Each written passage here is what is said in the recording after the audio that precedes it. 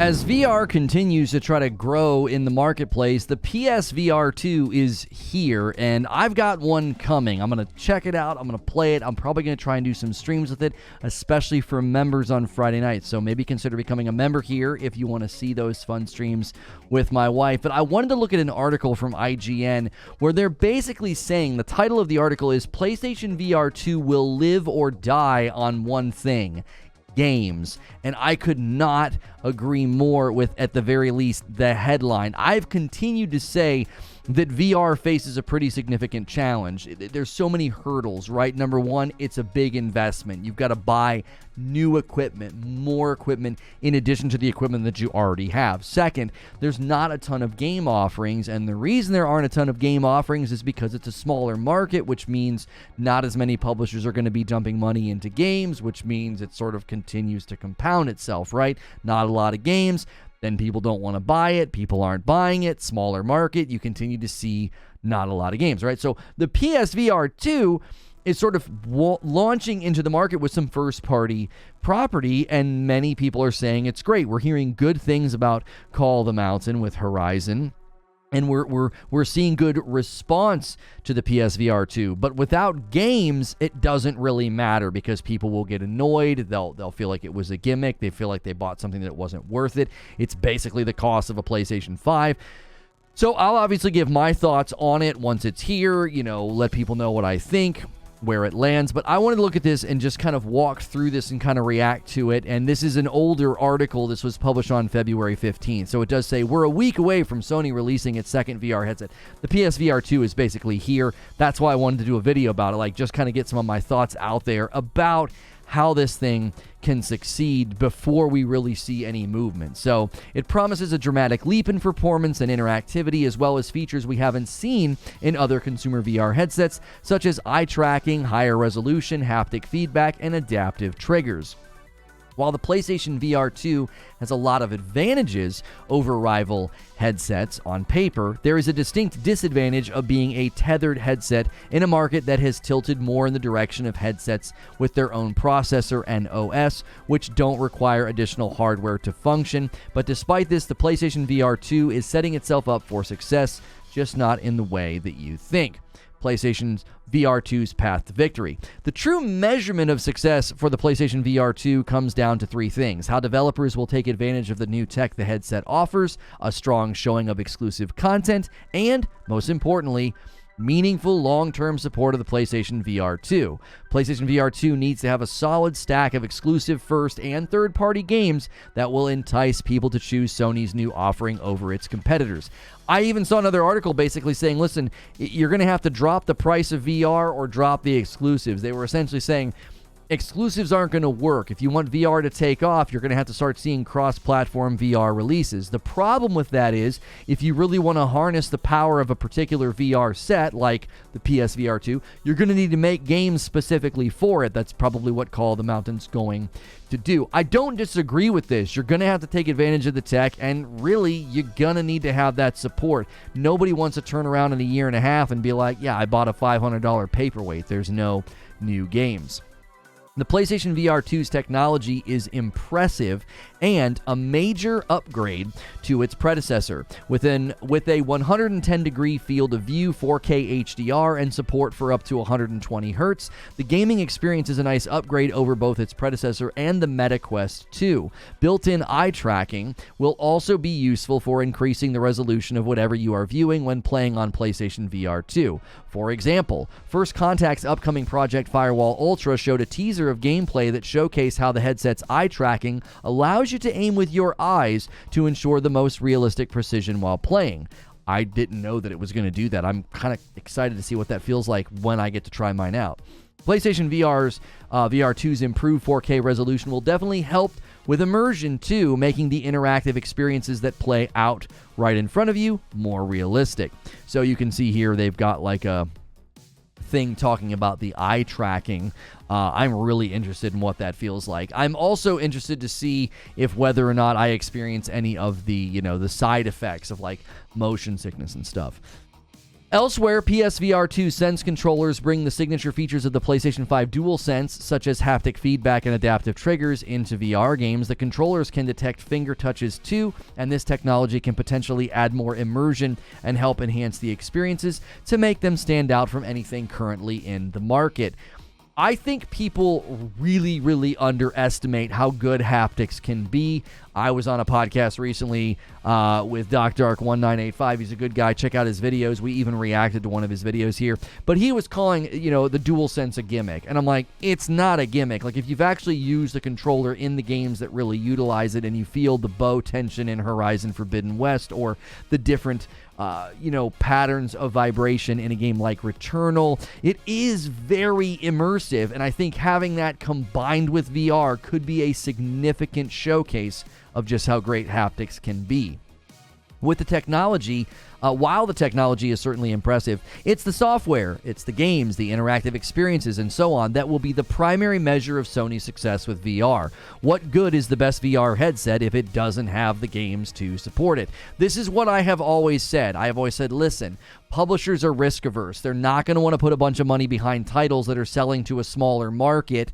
You're going to struggle with having games. And if you struggle to have games, you won't get customers. And if you don't get customers, you won't get games. It's like when you can't get hired because you don't have experience, but you can't get experience because nobody hires you. It's that catch-22, right? This feels like it's going to be that uphill battle for VR with respect to games especially.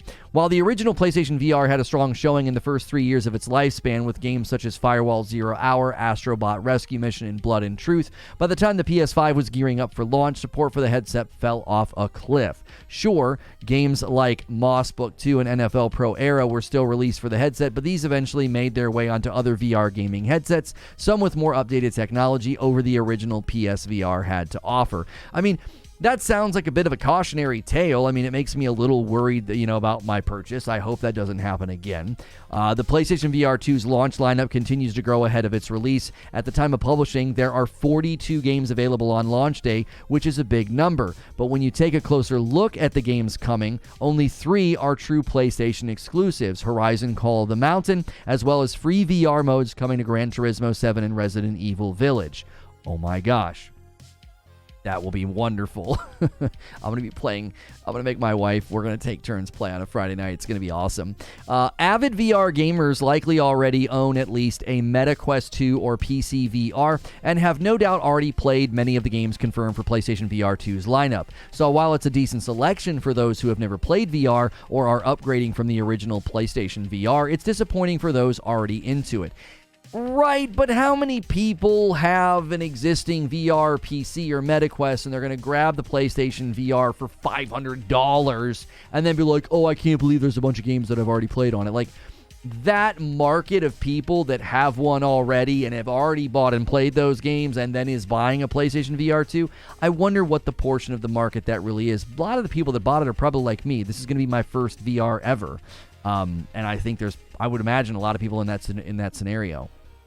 Nevertheless, the arrival of the PlayStation VR 2 is a golden opportunity for Sony to improve and enhance console VR gaming and to place PSVR 2 in a position where it can share the spotlight with PlayStation 5. To do that, Sony needs to ensure a solid and steady flow of games for PSVR 2 beyond the first few years of its lifespan, similar to the first-party lineup of the PS5, especially considering the headset retails for $549, more than either the digital edition or disc drive PS5 itself.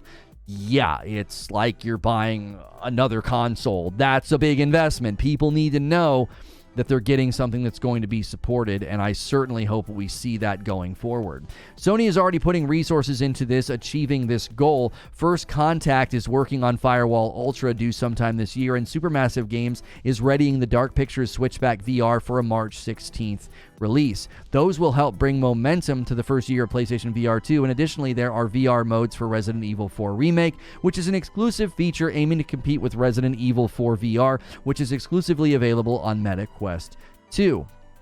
Lastly, another example of Sony's renewed approach to VR is the hardware. First-gen headset required PS Move controllers, which were released during the PS3 era and were 6 years old when the PSVR released. In contrast, the PlayStation VR2 supports brand new dedicated Sense controllers, not only designed for VR, but take advantage of its sister hardware to help better immerse you in games and help push VR gaming to new levels. This is all very encouraging. You want it to be new hardware. You want it to tap into new technology, because if not, you'll feel like you're buying something dated. PlayStation VR 2 stiff competition. PlayStation VR 2 is entering a very different marketplace than it did in 2016, thanks to its hefty price tag and the fact you also need a separate console that is relatively hard to find. This is true. That is hurting the funnel, I would imagine. The Quest 2 is PlayStation VR 2's main rival, and its most attractive feature is that it does not need any additional hardware. You just put on the headset, power it up, and start playing. That probably also limits how good the games can look and run, I would imagine. I'm a bit of a VR, ignoramus, but I would imagine that probably limits it a little bit.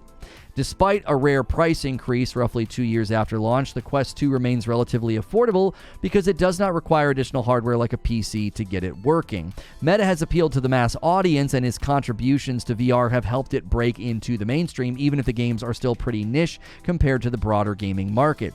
That's not factoring in how many Quest 2 exclusives have come to the headset or are on the way either, most notably 2021's Resident Evil 4's VR. It's inevitable that the PlayStation VR 2 will be compared to MetaQuest 2, which is currently the most popular VR headset on the market. However, PlayStation VR 2 has the backing of its manufacturer, a stable first-party studios, some of which are dedicated to VR game development like Firesprite, and over the last nearly 30 years, Sony has built a portfolio of in-house IPs that could make the transition to VR. Hopefully, Horizon Call the Mountain is the first of many.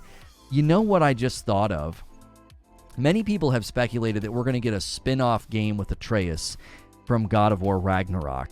And what better character who had such a limited move set and such a limited amount of things to do? That would make for a great spin-off VR game. Now, that might irritate people who would just want a game to play as Atreus, so maybe they could make a game where Atreus can be played in either way, but there's obviously more immersion points and more exciting things for VR. That could be very cool. Write that one down, somebody. I want credit for that if it happens. Truthfully, it's unlikely that the PSVR 2 will beat the MetaQuest 2, but it doesn't need to. If Sony puts its weight behind the PlayStation VR 2 and it works on bringing more exclusives to the headset, including some of its big names like God of War, Ratchet & Clank, and who knows, maybe even a VR add-on for its upcoming Marvel game Spider-Man 2 and Wolverine, then it doesn't matter if the PSVR 2 doesn't sell as well as the MetaQuest 2. A lineup like that would be enough to pique my interest and, no doubt, millions of others. That was written by Taylor over there at IGN. That was very, very well written. I thought that was excellent, and I could not agree more. I think this thing rises and falls on games. VR in general needs games. Without games, you won't get the publishers because you won't have the consumers. And if you don't have the consumers, no one's going to put money into this market until that starts to happen. And I know the extra cost, wearing something on your face, maybe you get motion sick, all those things are hurdles that you're going to have to get over. I've even got people telling me to get Dramamine before I play. And I'm like, are you serious? Talk about a serious customer hurdle to get over to get people into your funnel. We'll see how it goes. I will make some videos. I'll do some streams. You're not going to want to miss it. It'll at least be hilarious for a couple of days. I hope I get a lot more use out of it, though. I really, truly do. If you like this video, I would love to know what you think. Leave comments below. Hit subscribe and the bell button on this video so I can see you in the next one.